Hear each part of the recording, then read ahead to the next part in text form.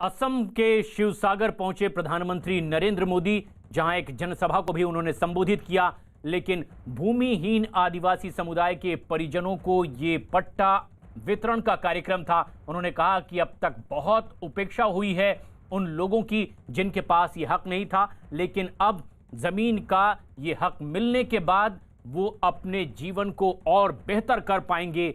कई और अहम बातें भी यहां प्रधानमंत्री नरेंद्र मोदी ने इस बेहद खास कार्यक्रम में कही कि इसके जरिए इस जमीन के एवज में अब बैंकों से उन्हें ऋण भी मिल सकेगा।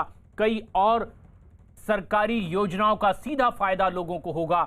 लेकिन प्रधानमंत्री नरेंद्र मोदी ने यहां एक बार फिर से कई केंद्र सरकार की जनहितकारी योजनाओं को गिनाया और बताया कि जो लोग अब तक इससे वंचित थे, जिन्हें इसका फायदा नहीं मिला, अब वो इसका पूरा फायदा ले सकेंगे। और ये तस्वीरें आप देख रहे हैं अब से कुछ देर पहले की। जो भूमिहीन लोग हैं उन्हें जमीन का पट्टा दिया गया।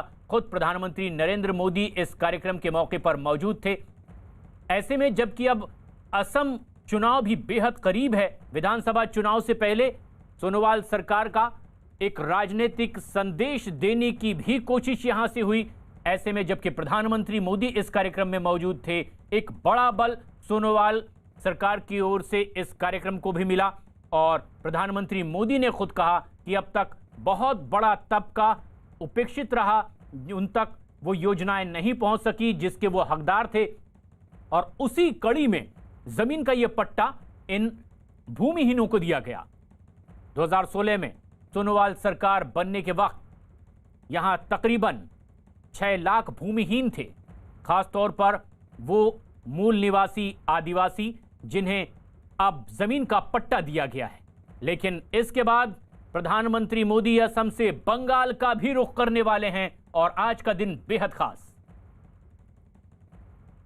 पश्चिम बंगाल में टीएमसी और बीजेपी की सियासी खींचतान के बीच आज प्रधानमंत्री नरेंद्र मोदी कोलकाता पहुंचने वाले हैं। पीएम वहां सुभाष चंद्र बोस की 125वीं जयंती पर होने वाले कार्यक्रम का उद्घाटन करेंगे और इसके साथ ही साथ प्रदर्शनी का भी उद्घाटन किया जाएगा, जबकि एक स्मारक सिक्का और डाक टिकट भी जारी होगा। लेकिन कुछ देर पहले की